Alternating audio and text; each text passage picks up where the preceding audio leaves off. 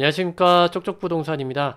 오늘은 지금이 서울 아파트 막차다. 90년대 초에 일어났던 일본 부동산 버블이 한국은 일어나지 않는 이유에 대해서 얘기해 보도록 하겠습니다.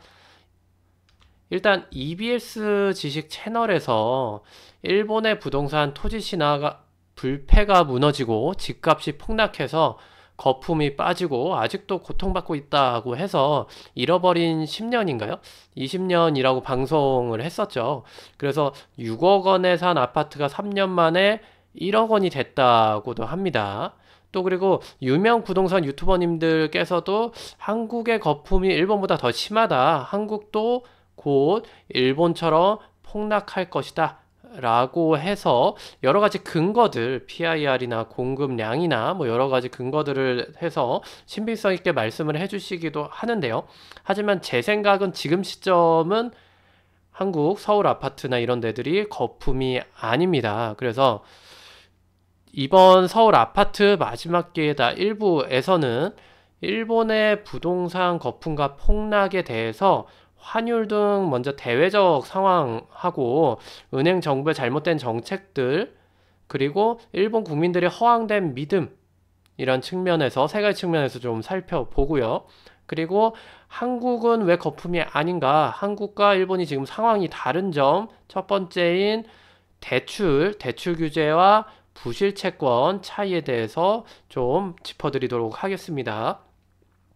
일단 일본 부동산 거품의 시작은 뭐 아시는 분 많으시겠지만 플라자비를 하면서 시작을 했습니다. 그래서 1985년도에 일본은 대미무역 흑자로 엄청난 호황을 누리고 있었는데요. 반대로 미국은 엔고 현상 때문에 적자를 면하지 못하고 있었습니다. 그래서 그 달러 고로 이제 미일 무역 적자가 과다하게 되니까 그 세계 기축 통화인 달러의 안정세를 통해서 세계 경제를 활성화를 해야 되겠다라고 해서 선진 5개국이 플라자비라는 걸 통해서 지금 엔고인 상황을 강제적으로 엔저로 만들어 버립니다. 그래서 250원, 달러당 250원이었던 걸 한 번에 100엔 달러로 확 낮춰 버리게 되고요. 근데 여기 이런 상황이 되는 데 따른 일본 정부나 은행들이나 국민들의 이런 대처 방법, 경제를 활성화하기 위한 대처 방법에서부터 비극이 좀 시작이 되게 되는데 일본 정부는 엔저를 위해서 통화량을 늘리기로 결정을 하고 금리 인하 등을 시행해서 하게 되고 은행들은 당시 상황이 대기업들이 투자금이 필요가 없었던 상황이에요. 워낙에 엔저였던 상황에서 장사를 잘해가지고 보유하고 있던 현금이 엄청나게 많았거든요. 그래서 돈이 넘치던 상황이었고 그래서 은행들이 장사가 안 됩니다. 융자를 해줄 데가 없어요. 그래서 기업들한테 대출을 해줘야 이자 장사해서 먹고 살 거 아닙니까? 근데 아무도 돈을 빌려가지 않았고 아무도 은행을 찾지 않았어요. 그렇기 때문에 극단적인 선택을 좀 하게 되는데요. 그리고 일본 국민들은 어땠냐? 일본 국민들은 당시 호황이었던 경제 상황을 믿고 토지 불패 신화, 토지 가격이나 주택 가격 계속 오르니까 부동산에 대한 불패 신화를 가졌다라는 겁니다. 근데 물론 당시 이제 엄청난 경제 호황이었기 때문에 우리는 계속 앞으로 잘 살 거니까 요 정도로 부동산이 올라도 괜찮을 거라는 그런 이제 국민들의 오판이 이러한 부동산 거품을 키우게 됐습니다. 그래서 정부, 은행, 국민 3주체들의 잘못된 점에 대해서 좀 더 말씀을 드려보도록 하겠습니다. 일본 정부가 금리를 낮췄는데 5%에서 2.5%까지 낮추고 유지를 하게 됩니다. 86년도에서 89년 5월 거품이 절정에 이르는 89년 5월까지 좀 유지를 했는데 이것만 해도 사람들이 저금리라서 대출 많이 해가지고 통화량이 넘칠 텐데 내수 소비 촉진하고 경제 활성화하기 위해서 80조를 풀어요.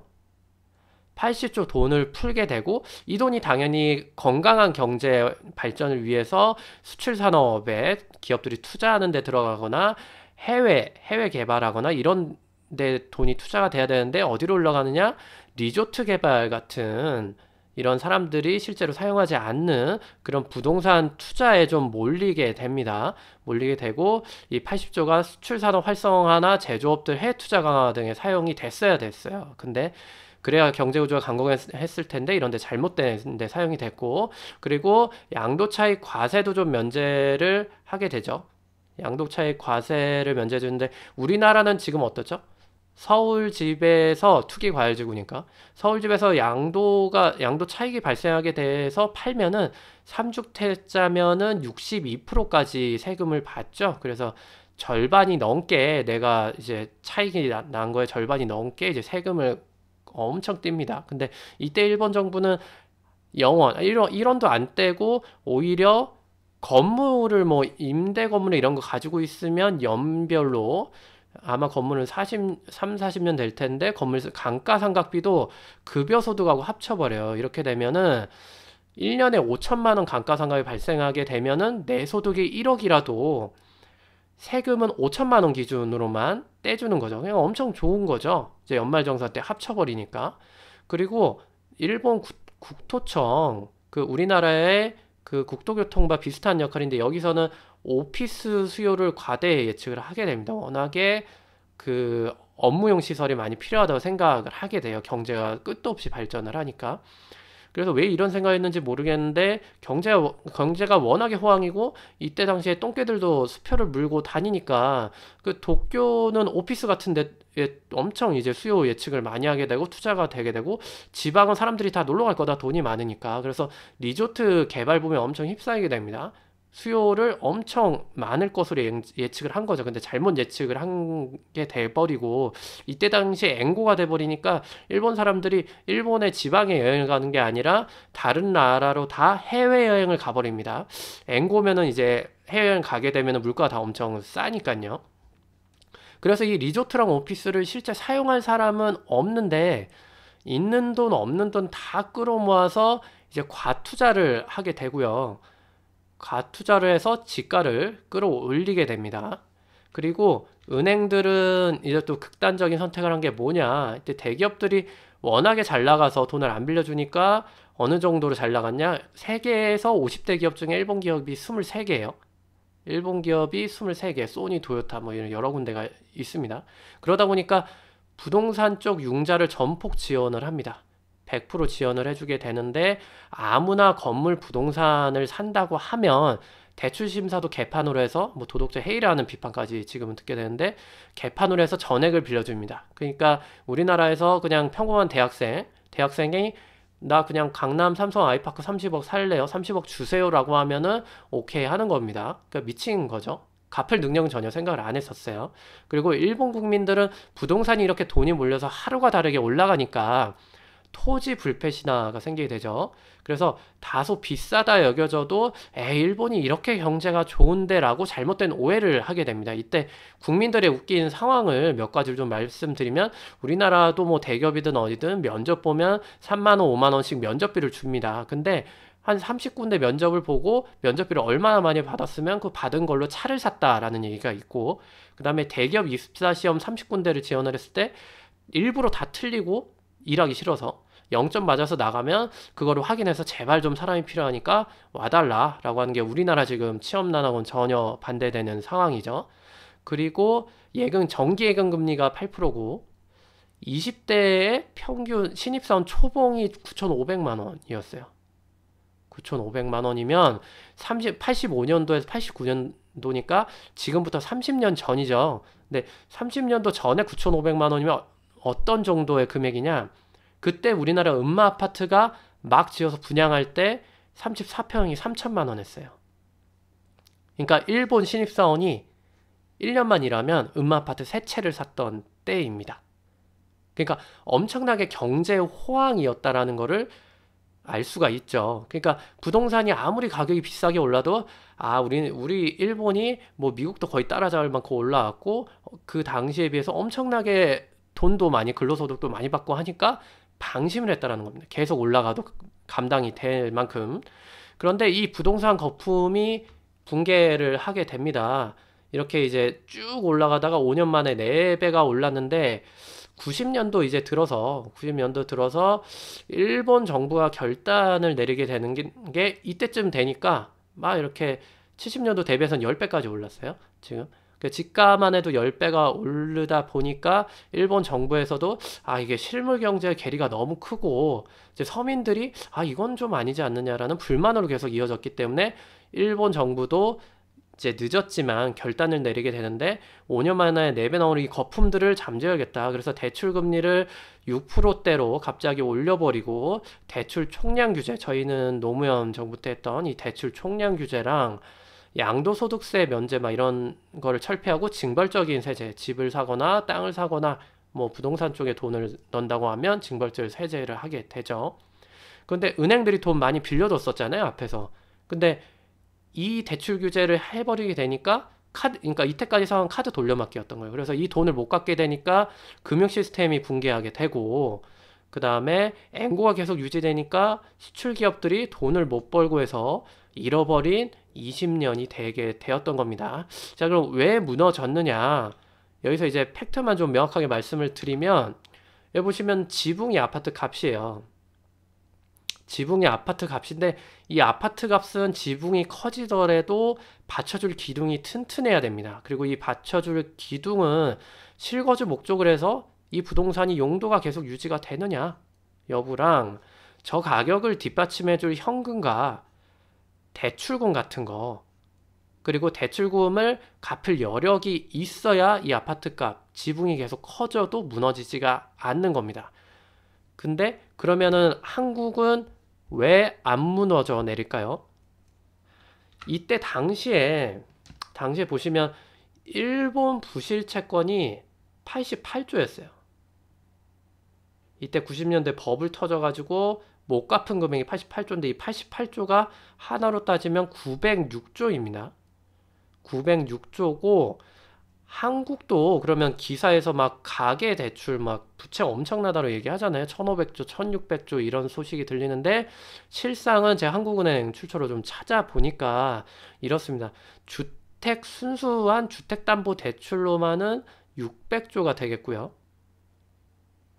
기타 신용대출이나 전세자금 대출 이런 거 여러 가지 포함해서 지금 한 1000조 수준이에요. 지금 한 1000조 수준인데 그러면 이 1000조가 엄청 많은 거 아니냐, 우리도 못 갖고 있는 거 아니냐. 다음 장에서 보시게 되면은 지금 이게 대출금 연체율입니다. 대출금 연체율인데 기업 대출로 빌려간 게 0.9% 정도 못 갖고 있고 연체율이, 그리고 가계가 0.4%로 굉장히 낮아요. 그래서 둘이 합쳐서 1.5%로 잡아도 600조에 환산시키면 9조 정도가 못 갚고 있는 돈이고 한국과 일본의 경제 규모 차이가 4배 정도 나거든요. 그래서 4배 정도를 반영을 하게 되면은 36조입니다. 그러니까 여러분, 일본은 906조를 뒷받침해 줄 기둥이 없었던 거고요. 우리는 36조밖에 지금 안 됩니다. 그러면 지금 우리가 이게 지금 아파트 가격이 거품이냐? 기둥이 얇아서 무너져 내릴 거냐, 당장? 저는 아니라고 생각을 하고요. 그 우리나라 국민들이 또 똑똑하신 게 투자하실 때 리조트랑 오피스 우리 되게 비인기잖아요. 왜 그러냐면 곰곰이 생각을 해보세요. 리조트랑 오피스 실거주 하십니까? 실거주 안 하시죠? 인기 없습니다, 우리나라에선. 근데 이제 비싸게 주고 산 리조트랑 오피스를 뒷받침해줄 일본은 현금이 없었어요. 그리고 또 대출금을 갚을 능력도 없는 사람한테 빌려주니까 이렇게 거품이 쌓였던 거고, 근데 우리나라는 아까 말씀드렸듯이 연체율 계속 줄여나가고 있고, 보시면 계속 줄여나가고 있거든요. 연체율 계속 줄여나가고 있고, 우리가 이제 투자할 때 똑똑한 게 그 우리나라 사람들이 지금 그 주식 같은 경우에 기관에 당하고 어려워요. 이게 예측하기 힘들고 안전적인 투자처럼 보기 어려우니까 부동산에 투자하는데 그냥 투자 안 합니다. 그냥 투자 안 하고 땅은 왠지 이제 너무 장기간이고 이제 전문적인 분야라서 사기가 무섭고 그래서 투자 안 하고요. 아까 일본이 이제 버블이 쌓인 오피스텔이나 리조트들은 쳐다도 안 보잖아요. 이거를 누가 대출 내서 이런 오피스텔이나 리조트를 삽니까? 이런 수익형 부동산들을 엄청 가려서 우리나라 사람들은 투자를 한다라는 겁니다. 그리고 대출도 잘 안 받아서 살려고 하고, 그리고 우리나라 사람들이 좋아하는 게 실거주형 아파트, 황금성이 잘 되는 실거주형 아파트 위주로 사는 똑똑한 투자를 하고 있는 게 우리나라 지금 부동산 상황이거든요. 그리고 우리나라에서 은행에서 돈 빌리가 쉬우신가요? 대출 심사 엄청 빡세게 하죠. 또 문재인 정부나 이렇게 정부가 또 부동산 억제하는 쪽이면 정부 눈치도 은행들이 엄청 봐가면서 대출 심사도 막 이렇게 일본처럼 대충 해주지는 않아요. 그렇기 때문에 갚을 만한 사람한테 은행들이 돈을 빌려주고 있는 거고, 그래서 우리나라는 아파트 값을 뒷받침하는 기둥, 즉 아파트 값 유지할 만한 현금과 대출금을 갚을 능력이 있고, 그리고 실거주 목적인데 돈이 좀 몰려서 대출금이나 현금이 몰려서 투자가 되면서 이러한 앞에서 보여드렸던 기둥이 일본과는 다르게 탄탄하다라는 겁니다. 그렇기 때문에 아직은 거품이 아니다라고 좀 말씀을 드릴 수가 있겠고요. 그래서 1부는 여기까지 좀 말씀을 드리고 2부에서는 인구와 주택 수 측면 그리고 PIR이란 측면에서 2부는 또 방송을 좀 해드리도록 하겠습니다. 네, 이상 방송을 마치겠고요. 1부는 쪽쪽 부동산이었습니다. 구독과 좋아요 부탁드립니다. 감사합니다.